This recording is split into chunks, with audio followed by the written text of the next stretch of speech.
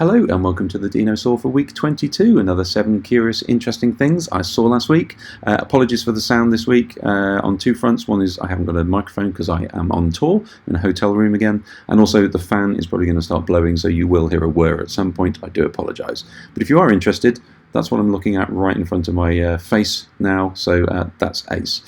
Right, without further ado, first one is about the quantum internet. So this is news from QTech that they have transferred some quantum information across a network. Now, this is very exciting news, actually more exciting than it probably sounds, in that a quantum internet can transfer stuff instantly and in a secure way as well. So the instant part of it is because these two particles or these two nodes are entangled through space and time. What happens to one is instantly reflected in the other one.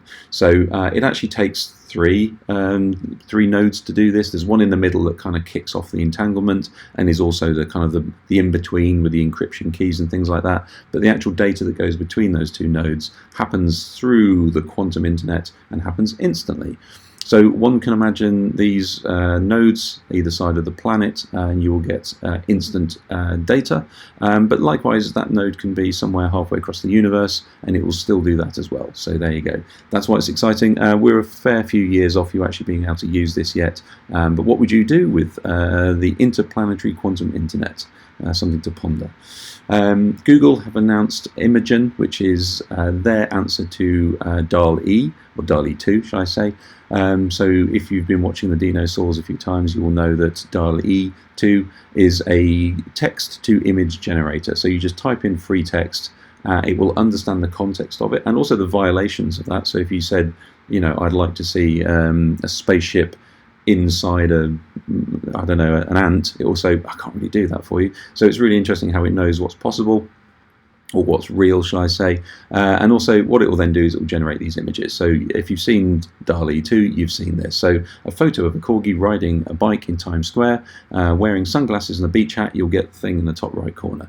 So according to Google, human raters preferred Imagen over other models and side-by-side comparison. So they're clearly going for a bit of a ours is better than yours.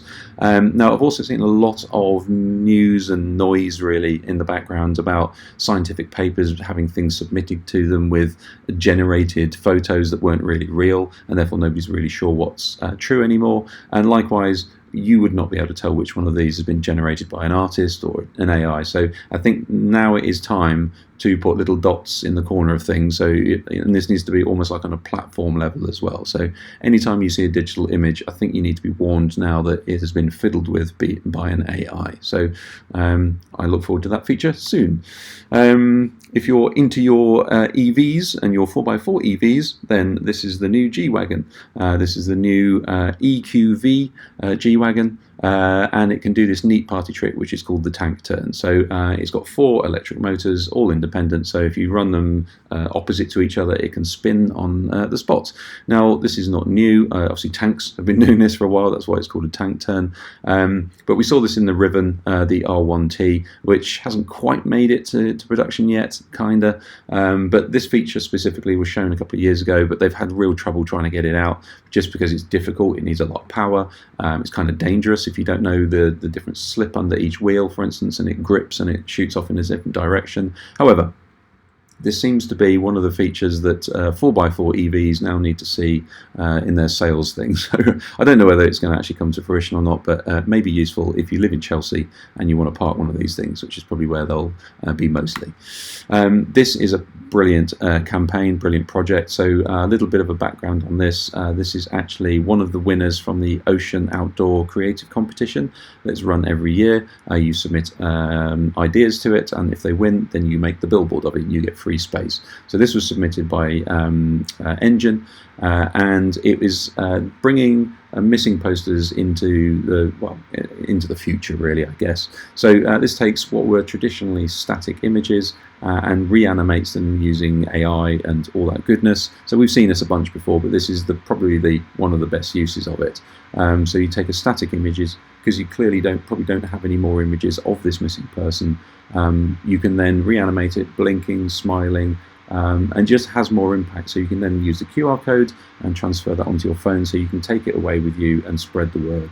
So just thought it was a really good use of A billboard, B, the technology, and also it lined up with Missing Children's Day on the 25th of May. So really love that one. More of that, please. NFT Plaza. So I'm currently at an out-of-home conference. So out-of-home is otherwise known as billboards to most people.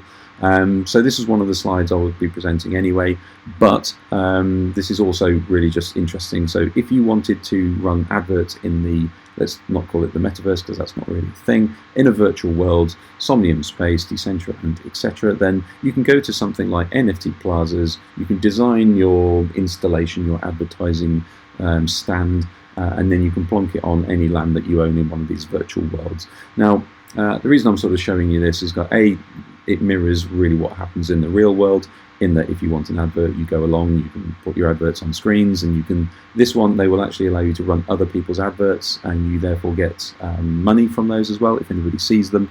The reporting is obviously more accurate because you know exactly who's seen it because it's all digital. However, I mean, all that is kind of academic really because nobody's really looking at them. But what this really did bring up was, if you wanted to sell something in the virtual worlds, you'd probably want a rainbow dog to walk up to you and start singing and then saying, hey, do you want to buy some jeans? That would probably be a better way of actually engaging with adverts rather than trying to parody the real world into the virtual world.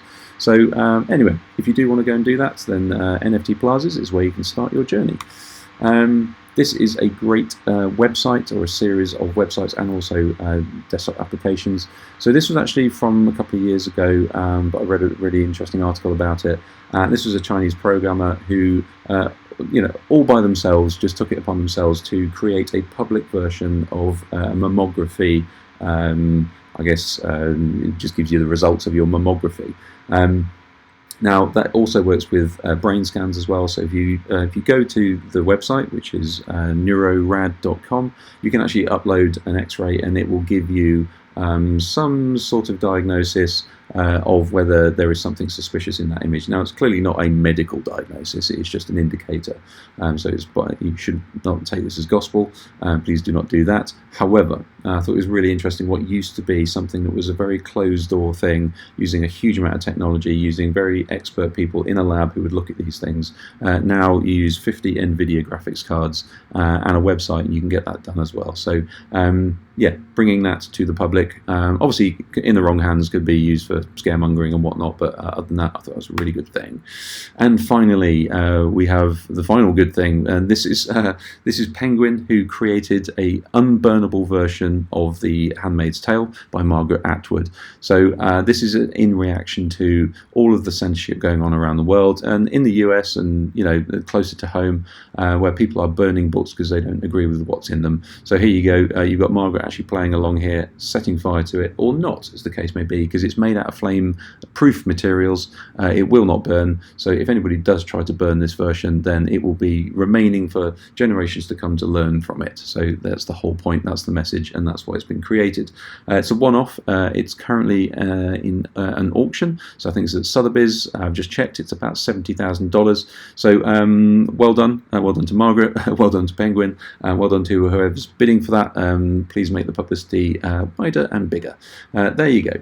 Hopefully that was interesting, hopefully it was useful, hopefully the sound wasn't too bad. If you liked it, give it a like, share it with somebody awesome, and I will speak to you next week.